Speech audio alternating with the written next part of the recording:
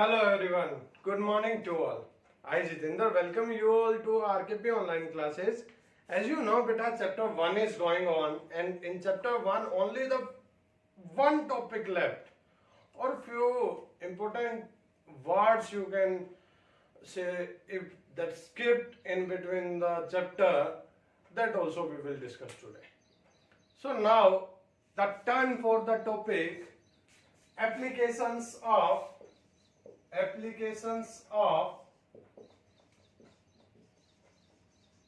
evaporation. Applications of evaporation. So I have told you in last class that what is the difference between vaporization or evaporation. I have told you that vaporization will take place at its boiling point.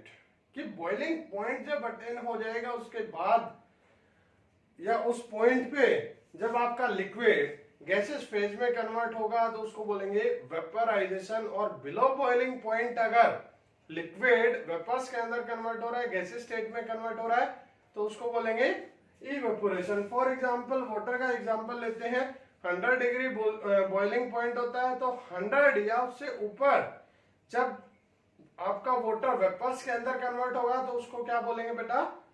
Vaporisation बोलेंगे। और below 100 जब convert होगा vapours में तो उसको बोलेंगे evaporation. Clear है? तो यहाँ एप्लीकेशंस की बात करते हैं कि डेली लाइफ में वो कहां कहां यूज होता है। तो देखो, एक तो है फर्स्ट वन जो हमारे कूलर होते हैं। क्या होते हैं? वाटर कूलर जो होते हैं, वाटर कूलर। सेकेंड वन, जो टी है वो एक कप की बजाय शोषण में जल्दी आपकी ठंडी होती है, तो cooling of T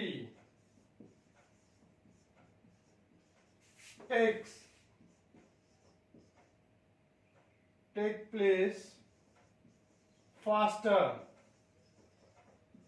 in saucer as compared to cup. Next one, third one, the water kept in earthen pot। कि एक मिट्टी के मटके के अंदर रखा हुआ पानी ठंडा क्यों रहता है? The water kept in earthen pot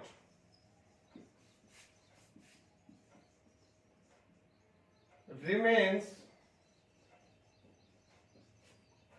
cold, कि वो ठंडा रहता है।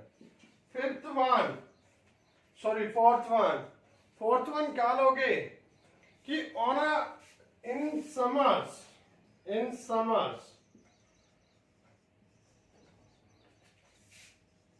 why we need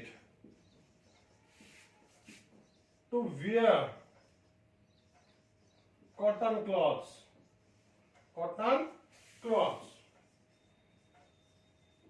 तो ये इस टाइप के आपके क्वेश्चंस आपको मिलेंगे। क्लियर है? क्वेश्चन में क्या होगा, जैसे जो फर्स्ट क्वेश्चन है वाटर कूलर, तो इसका आपका क्वेश्चन मिलेगा कि on a dry day in desert cooler why the effective cooling will take place. कि एक ड्राई डे पे जो डेजर्ट कूलर है वो आपका बेटर कूलिंग देगा as compared to other days. Clear है? तो वाटर कूलर डेजर्ट में आपका बेटर कूलिंग देगा as compared to normal areas. दो तरह से आ सकता है बेटा ये क्वेश्चन कि एक डेजर्ट में आपका कूलर है, desert cooler as compared to the normal cooler, जो एरिया में एक कूलर है उसके कंपैरिजन में वो बेटर कूलिंग देगा। क्यों? देखो, हमें ये पता है कि एक बात आप बिल्कुल मन में अपने माइंड में सेट कर लो कि इवेपोरेशन जहां पर होगा उसकी वजह से क्या होगी बेटा?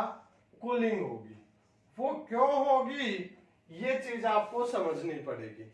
क्लियर है? देखो, अब क्या होता है कि जब स्टेट आपकी चेंज होगी सॉलिड से लिक्विड में, लिक्विड से गैस में, क्लियर है, दोनों चीजों की बात कर रहा हूं। सॉलिड है, सॉलिड से लिक्विड जब कन्वर्ट हुई लिक्विड, तो आपने यहां क्या किया, इसको हीट प्रोवाइड की। लिक्विड से जब गैस में कोई मैटर आपका गया तो भी आपने हीट को प्रोवाइड किया, हीट आप देने लग रहे हो, ठीक है।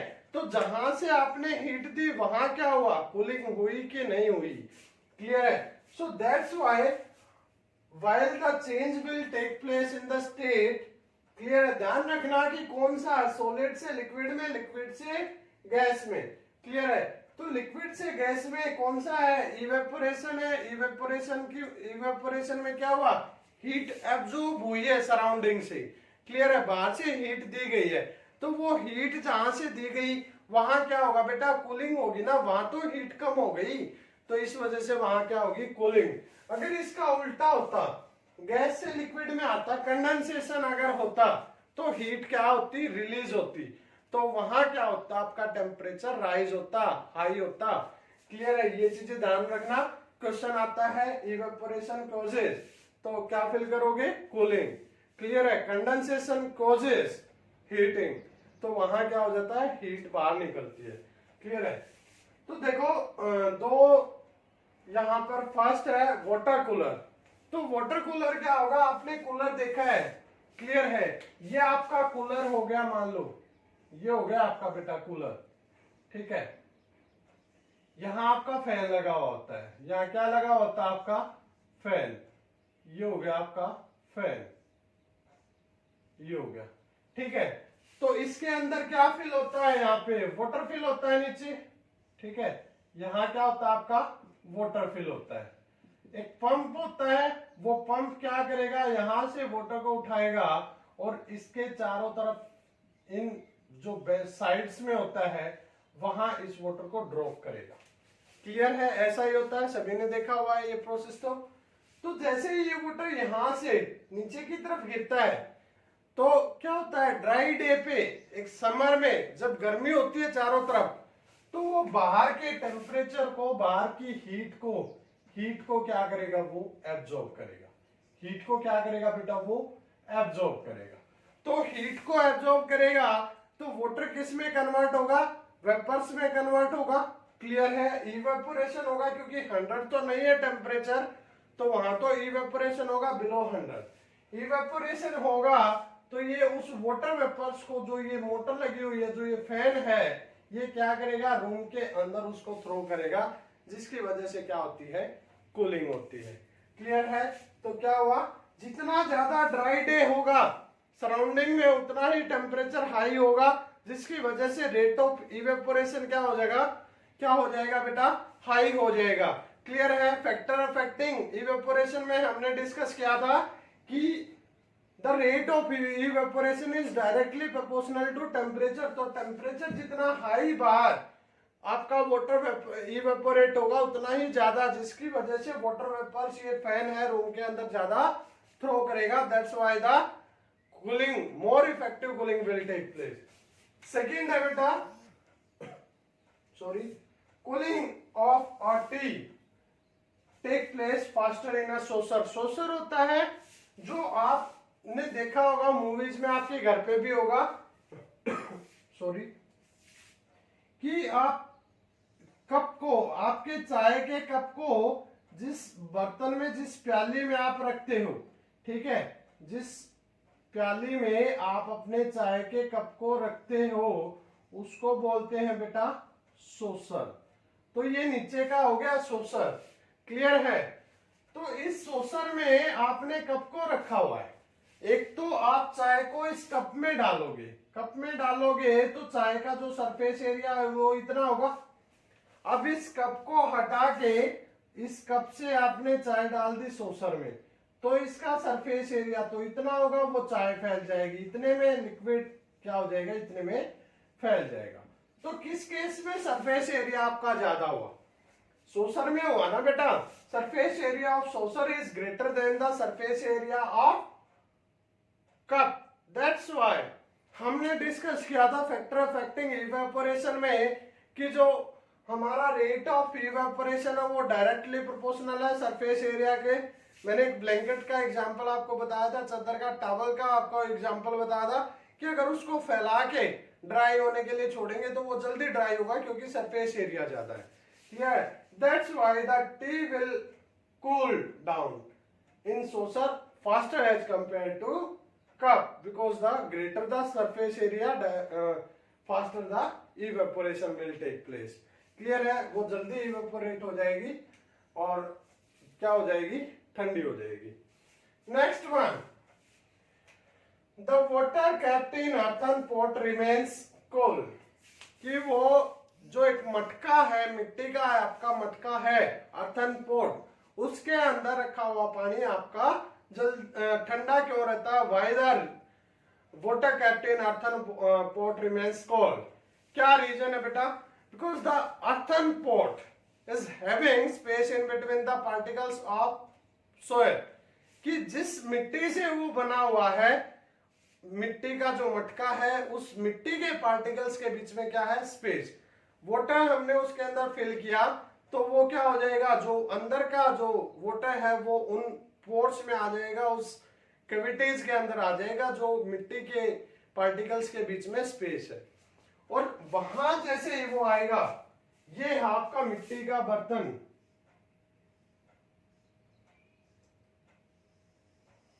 ये हो गया मान लो, ठीक है।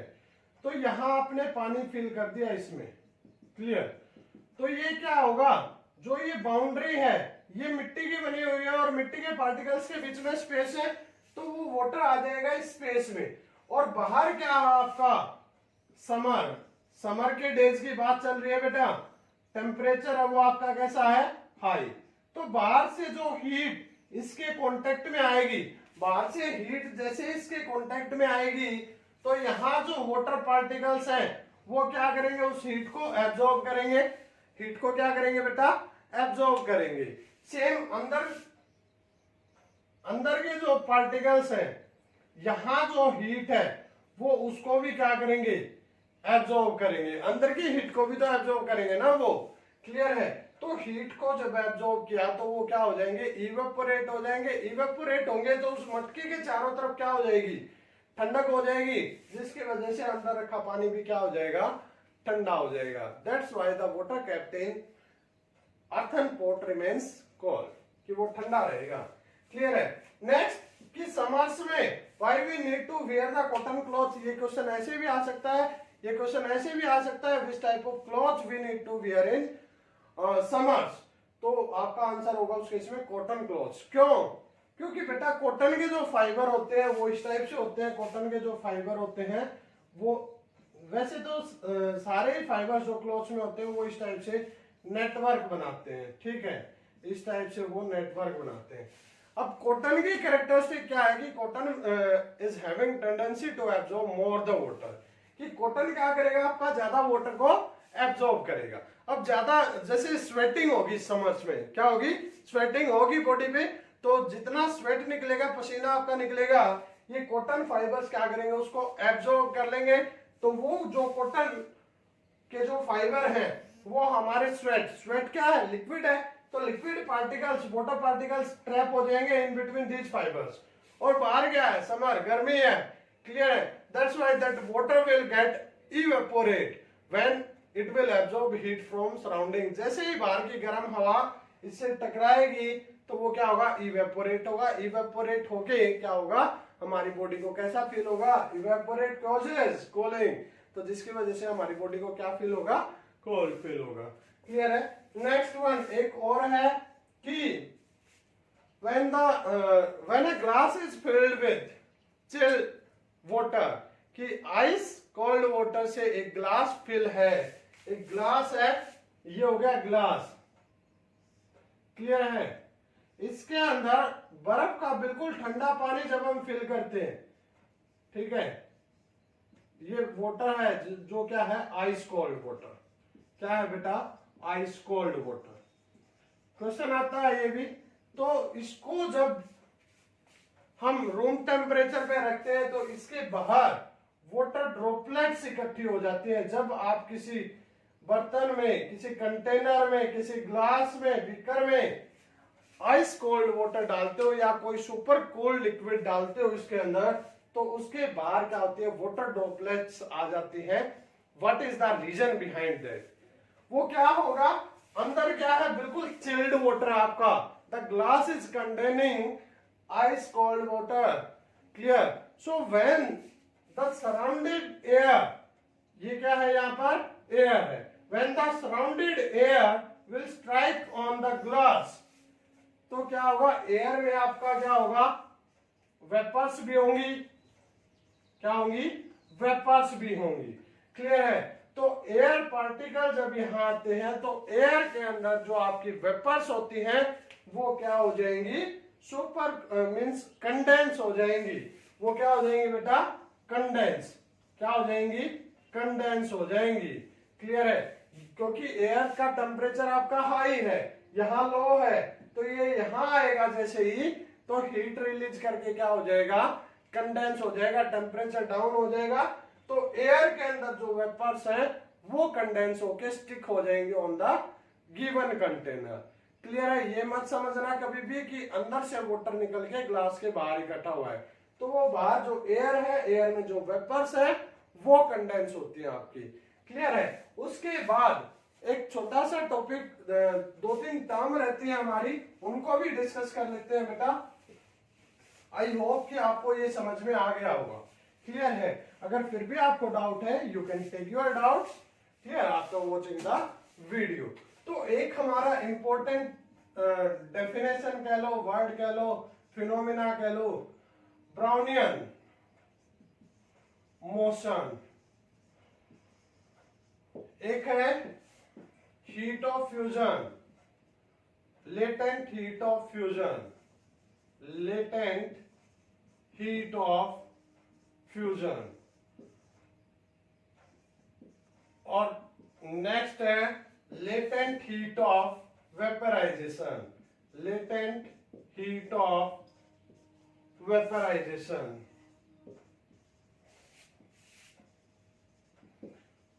क्लियर? एक है temperature scale conversion.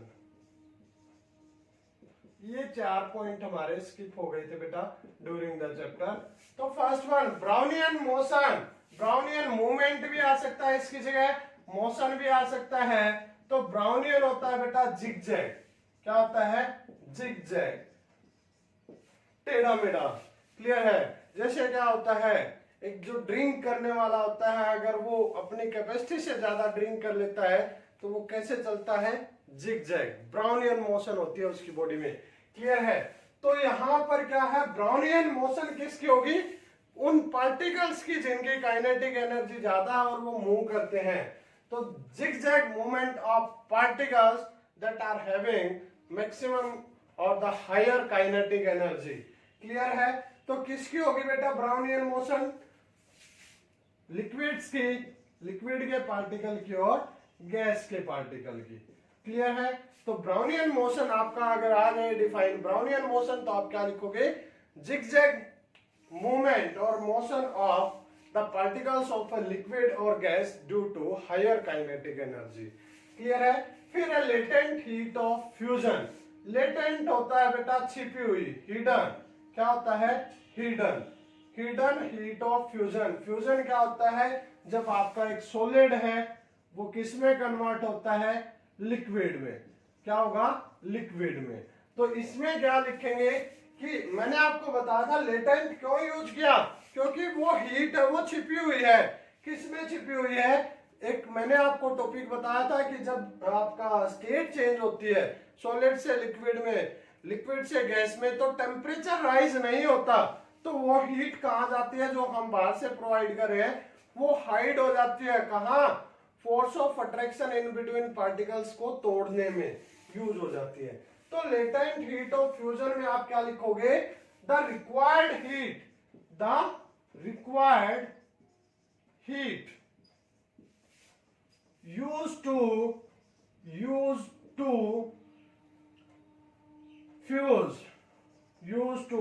fuse 1 kg solid mass in liquid at its melting point,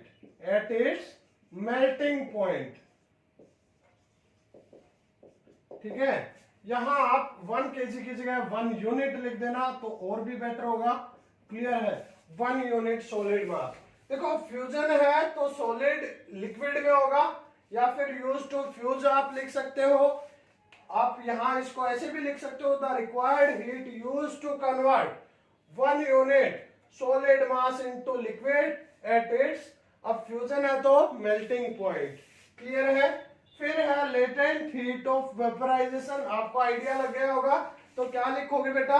the required heat use to vaporate या फिर use to convert 1 unit liquid mass into gas at its boiling point. Vaporisation में कौन सा point आएगा? Boiling point at specific atmospheric pressure, दोनों में add कर दोगे। क्लियर है? फिर टेम्परेचर स्केल का कन्वर्जन।